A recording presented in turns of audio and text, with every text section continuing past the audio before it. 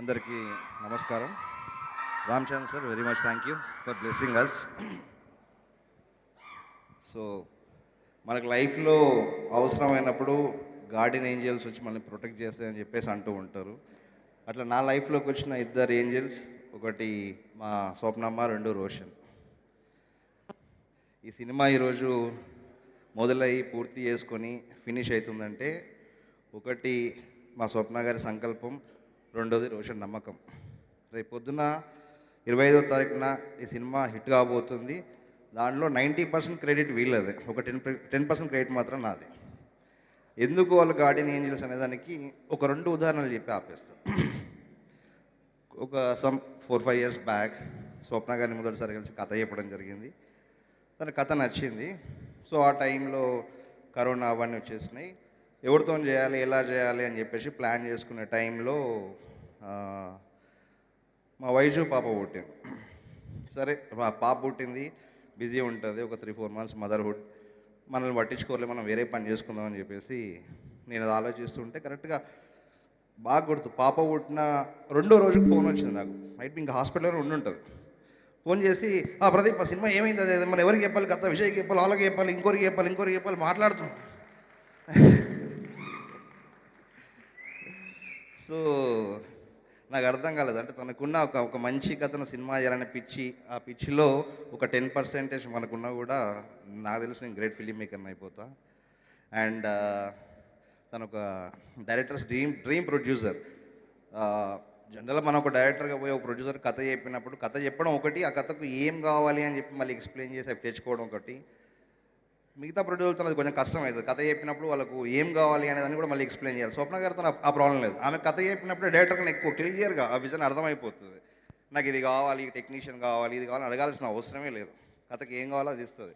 అందుకే ఈరోజు నేను లెజెండ్స్ తరణి గారు ఆర్ట్ డైరెక్టర్, మది గారు cinematographer, Mickey music director, and Peter Hein master, మా ఎడిటర్ చంటి గారు, ఇంత పెద్ద టెక్నీషియన్స్ని వర్క్ చేయడానికి కారణం కేవలం Swapna garu. And this is 1 incident. ఇంకా మాట్లాడుకోవడం చాలా ఉంది, తర్వాత మనం సక్సెస్ మీట్లో మాట్లాడుకుందాం. Second, my guardian angel Roshan.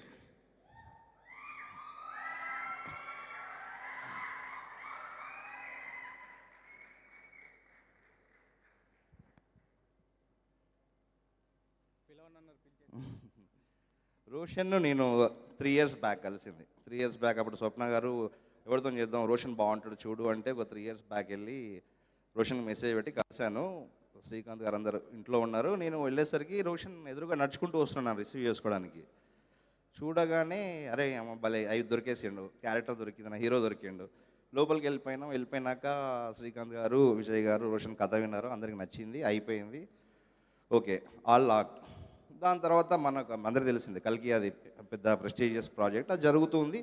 So కొంచెం పుషప్ అవుతూ ఉంటే రోషన్ అడుగుతూ ఉంటే స్వప్న గారు కూడా చెప్పేది రోషన్కు, అరే ఎందుకురా వెయిట్ చేయడము, నువ్వు కావాలంటే ఇంకో ప్రాజెక్ట్ చేసుకోండిరా, ఇది కంపల్సరీ మనం చేద్దాము.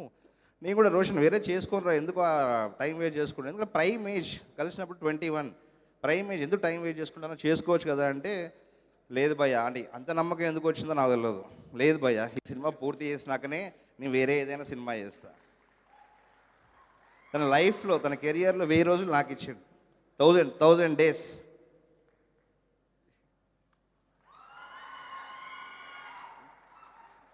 సో మళ్ళీ తర్వాత ఆడుకుందాం సక్సెస్ మీట్లో. All the best Roshan sir, that sir, thank you very much. స్వప్నగా ఎక్కడుంది? థ్యాంక్ యూ స్వప్న గారు, చెల్లండి, బాయ్. ఆవిడ స్టిల్ కష్టపడుతూనే ఉన్నారు. స్వప్న గారు, ప్రియాంక గారు ఇంత ఈవెంట్ అవుతున్నా కూడా మొత్తం సక్సెస్ఫుల్గా చూసుకుంటూ ఉన్నారు. ఎస్.